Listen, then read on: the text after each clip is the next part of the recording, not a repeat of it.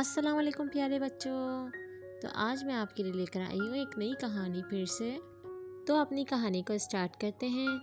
ایک زمانے میں سرسبز پہاڑیوں کے درمیان بسے ایک چھوٹے سے گاؤں میں میکس نام کا ایک کتا رہتا تھا۔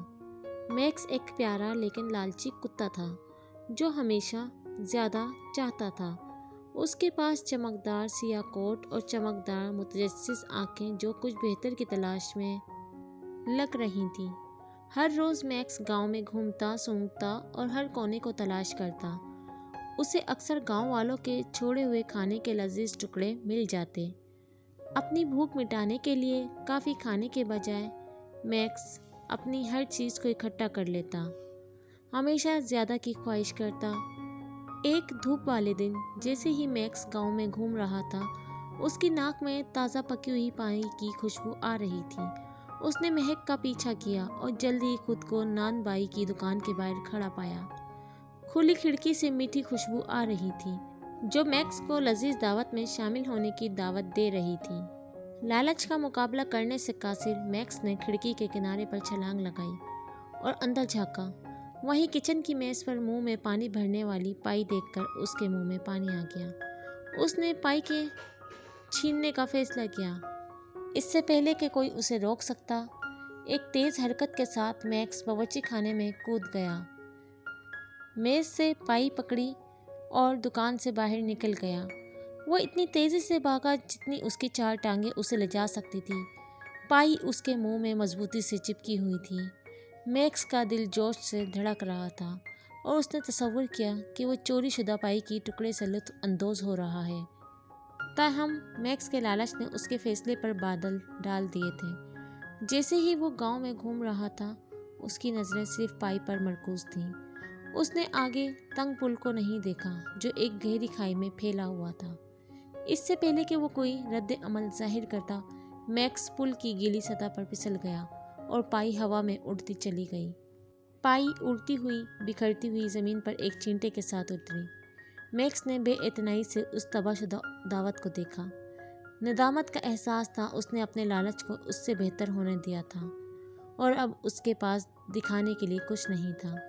اچانک ایک بوڑھا عقل مند الو جو قریبی درخت پر بیٹھا ہوا تھا، اس سارے واقعے کا مشاہدہ کیا۔ الو نے سر ہلایا اور میکس کی طرف اڑ گیا۔ سخت لہجے میں اس نے کہا، میکس، آپ کے لالچ نے آپ کو وہ چیز کھو دی ہے جو آپ چاہتے تھے۔ اس غلطی سے سیکھیں کیونکہ زندگی میں اپنی خواہشات کی تسکین کے علاوہ اور بھی بہت کچھ ہے۔ میکس نے شرم سے سر جھکا لیا اور الو کی باتوں میں سچائی کا احساس ہوا۔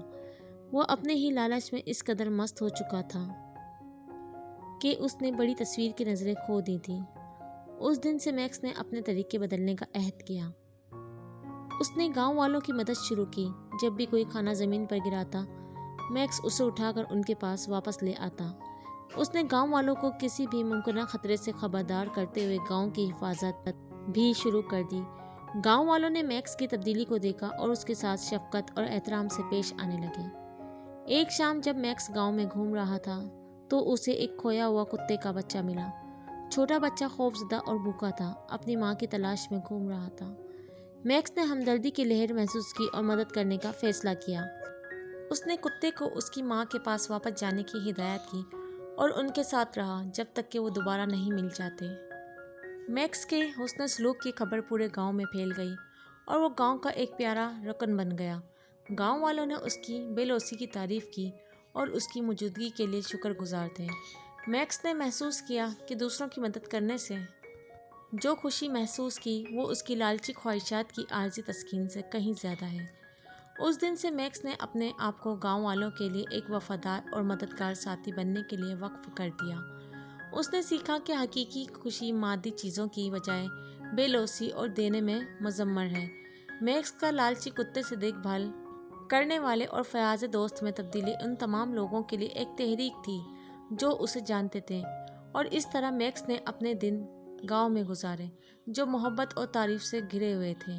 اس کی کہانی نے سب کے لیے ایک یاد دہانی کا کام کیا کہ حقیقی قناعت کا راستہ لالچ میں نہیں بلکہ احسان اور بے لوثی کے کاموں میں پایا جاتا ہے۔